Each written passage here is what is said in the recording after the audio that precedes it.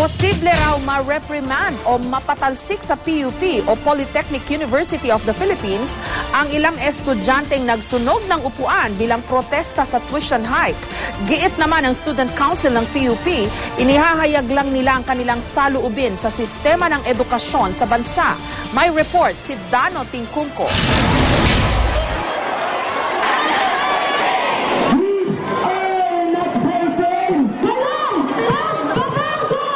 Nitong Lunes, inihagis at sinunog ng ilang nagpoprotestang estudyante ang mga upuang ito sa Polytechnic University of the Philippines sa Maynila. Pakikisimpatya raw ito kay Cristel Tejada, ang estudyante ng UP Manila na nagkaproblema sa pagbabayad ng matrikula. Ipinoprotesta rin ng mga estudyante ang bali-balitang pagtataas ng tuition ng PUP mula sa kasalukuyang 12 pesos per unit at usap-usapang pagpapatupad ng socialized tuition bracketing system tulad ng isinasagawa sa University of the Philippines. Bagay na itinanggi ng pamunuan ng PUP. Ang paninira ng mga upuan, posible ngayong maging mitya ng panibagong problema. Sa student handbook ng PUP, pinagbabawal ang anumang paninira ng pag-aari ng pamantasan. Posibleng ma-reprimand o ma-expel na may kasamang restitution o pagbabayad sa nasirang gamit ang gagawa nito. Right now, we are in the process of identifying the students involved. The university actually, kinikilala po namin ang karapatan ng mga bataang itong magpahayag.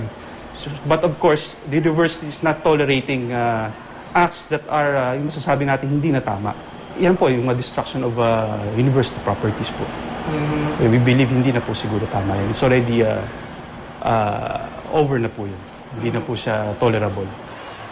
4 na araw nang nakahimpil dito ang mga upuang inihagis umano mula sa iba't ibang palapag ng gusaling ito ng pamantasan noong Lunes. Ayon sa PUP administration, sa mga upuang inihagis, mga nasa 4 o 5 upuan daw ang sinunog. Hindi muna ito tinanggal habang nagpapatuloy ang investigasyon sa pangyayari.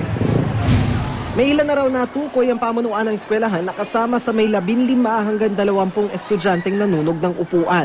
It is the policy under our handbook as much as possible that itong mga sanctions and punishments should be meted out sparingly. Taking into consideration also, of course, the capacity of the students to learn from their mistakes. Ang Student Council ng Pamantasan ipinagtanggol ang paraan ng pagpoprotesta ng ilang kaeskwela. Yung mga upuan na yon ay sabihin man natin siya ay hindi natin siya masabing government property, siya ay government trash na dahil siya ay talagang sira na at sinisimbolize naman noong mga sira-sirang upuan na yon is yung sira at bulok na sistema ng edukasyon ngayon sa Pilipinas. Yung response na lang ng mga students, kung ano yung galit nila doon sa mga nangyayari ngayon. Iginiit nilang sintomas ang pangyayari ng mas malaking problema sa edukasyon. Doon namin napatunayan na walang dapat ihingi ng tawad sa kung ano man yung nangyari noong Lunes. Huwag tayo magpatali doon sa form Diba? Doon tayo sa calls kung bakit umabot sa ganito.